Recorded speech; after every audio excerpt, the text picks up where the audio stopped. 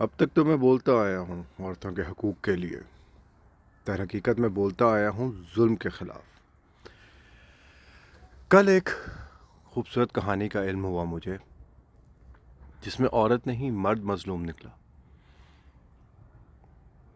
اس نے اپنی کہانی کی جو ابتدا کی تھی تو بہت خوبصورت تھی، کہ کیسے جب ایک بچہ پیدا ہوتا ہے تو ماں باپ اس کے ساتھ ساری امیدیں وابستہ کر دیتے ہیں۔ ماں کہتی ہے یہ انجینئر بنے گا، باپ کہتا ہے یہ ڈاکٹر بنے گا، اور اسی کشمکش میں وہ بیچارہ پستا ہے۔ پھر ماں اس کی تربیت بچپن سے ایسی کرتی ہے کہ میرے سوا تیرا کوئی ہے نہیں۔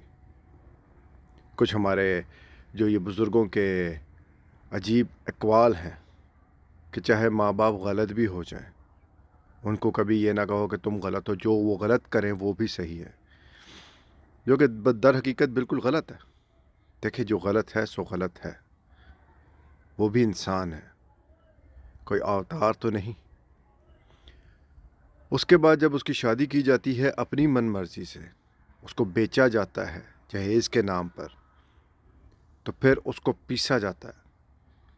کبھی وہ بیچارہ بیوی میں پس رہا ہوتا ہے، کبھی وہ اپنی ماں کے کہنے پہ پس رہا ہوتا ہے، اور تو اور اگر اس کی بدقسمتی کہ بیوی ایسی آ جائے جو ایک فسادی اور لڑاکن ٹائپ ہو، تو پھر تو اس بیچارے کی زندگی جہنم سے کم نہیں۔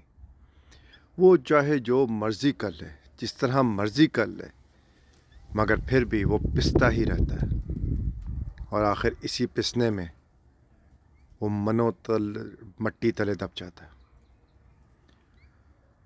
قصور صرف ہر جگہ مرد کا نہیں ہوتا، مرد کی تربیت کرنے والی بھی ایک عورت ہی ہے، مرد کو سنبھالنے والی بھی ایک عورت ہی ہے۔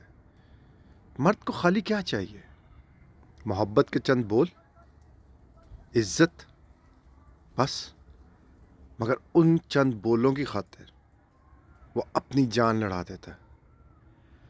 میں ان مردوں کی بات نہیں کر رہا جنہوں نے ٹھرکیوں میں پی ایچ ڈی کی ہو، میں ان مردوں کی بات کر رہا ہوں جن کو محبت کا علم ہے، جن کو سچائی کا علم ہے۔